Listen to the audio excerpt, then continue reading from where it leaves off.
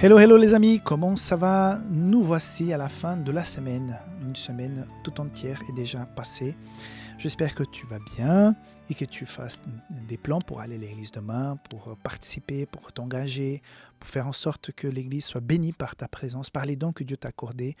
Ne te laisse jamais berner par l'idée que je peux vivre ma foi seul dans mon coin, je ne sais pas où. Nous avons été créés pour vivre en communauté chrétienne. C'est l'appel que Jésus nous a fait. C'est Jésus lui-même qui a créé la communauté. C'est Dieu lui-même qui a créé le peuple de Dieu. Donc c'est parce que nous en avons besoin. Vivre en solitude spirituelle pour pouvoir adorer Dieu. Peut-être pour un week-end, pour une semaine, parce qu'on a besoin de nous reconsacrer, tout ça. Mais après, c'est en communauté que nous apprend à vivre, que nous voyons Jésus chez les autres, que les autres peuvent voir Jésus chez nous. C'est très important. Donc, prépare-toi pour aller à l'église demain. Ne te laisse pas tromper par ses pensées, par quelqu'un qui dit non, on va plus à l'église, on va vivre notre foi dans notre coin, dans notre salon et tout ça. Ça tient pas la route. Après, on voit on laisse la fréquentation à l'église et après on laisse aussi des valeurs et les commandements de Dieu. C'est une chose enchaîne l'autre. Ok ? Je ne veux pas non plus dire à ceux qui ne peuvent pas, qui ont la mobilité réduite, qui sont malades, c'est autre chose. Il y a une raison physique, vous voyez, mais je parle à ceux qui délibérément ne veulent plus fréquenter l'église. Je pense que c'est une erreur, que ce n'est pas très recommandé. Okay, bon, je suis pasteur, ça peut paraître un peu suspicieux ce que je dis, mais en tout cas, même avant de devenir pasteur, fréquenter l'église, c'est très très important. Et vivre en communauté, choisir en communauté, s'engager, ça fait toute la différence. L'église prend tout un autre sens. Il faut servir, il ne faut pas rester assis non plus, il faut servir l'église. Cette semaine, j'ai parlé de Saveurs du monde. Il est disponible sur safelis.com pour ceux qui habitent en dehors de l'Europe et sur publicationadventiste.com pour ceux qui vivent en Europe. Donc, c'est un livre, comme je vous ai expliqué, avec 90 recettes végétariennes de cuisine internationale, donc des recettes de la Méditerranée, d'Amérique du Sud, d'Amérique du Nord, d'Asie, des Caraïbes. Très intéressant, des recettes faciles, moyennes et difficiles. Et toutes les vidéos sont donc filmées. Tout a été filmé dans la cuisine. Nous avons une grande cuisine à Safelis, préparée pour les enregistrements des recettes, justement. Ce n'était pas la première fois.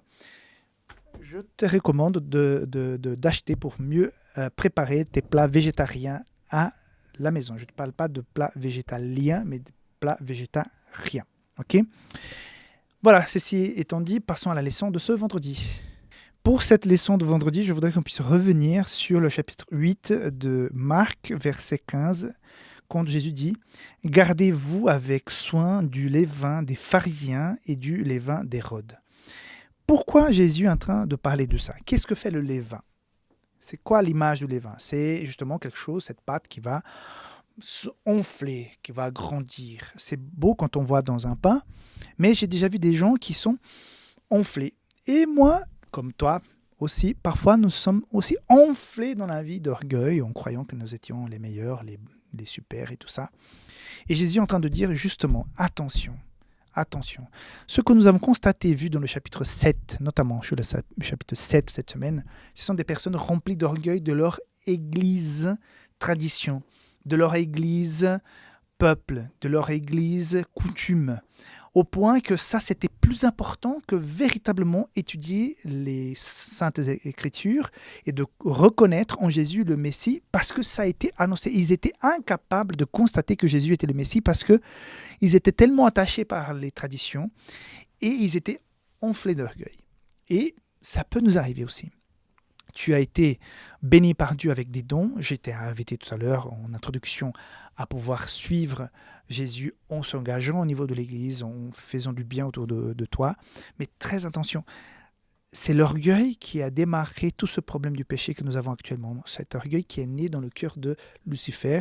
Nous ne savons pas d'où est venue cette graine.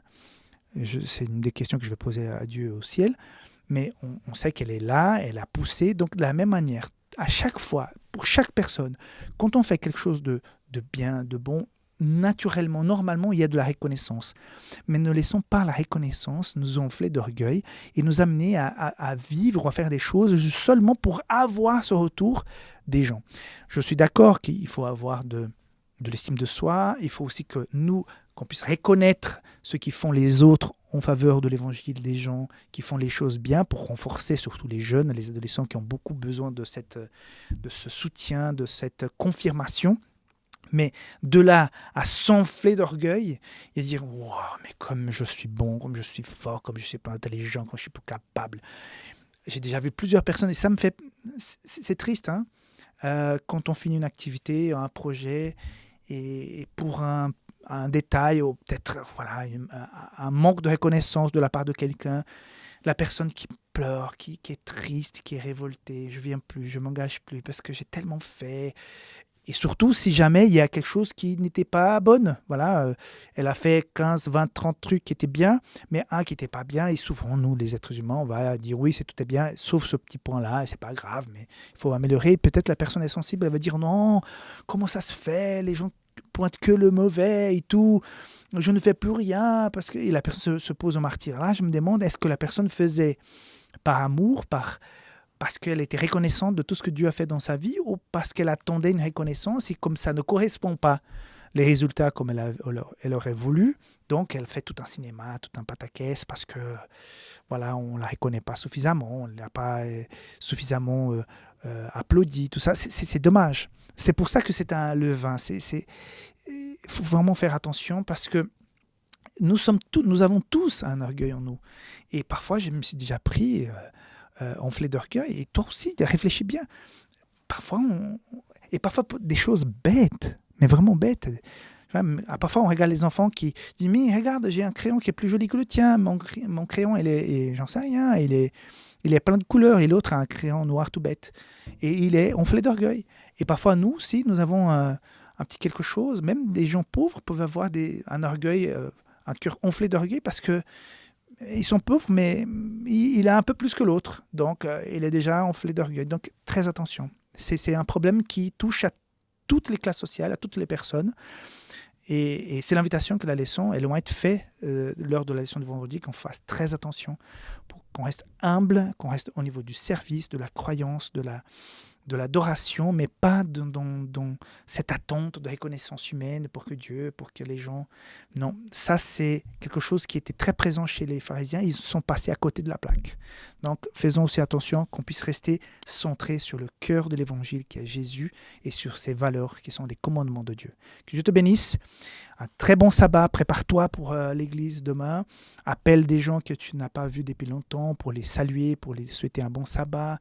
Va à l'encontre de quelqu'un qui peut-être a un problème, un souci, va faire des visites. Fais en sorte que ton sabbat soit une bénédiction pour les autres et tu verras, à la fin, ça sera une bénédiction surtout pour toi. Dieu te bénisse, bon sabbat et à la semaine prochaine. Bye bye.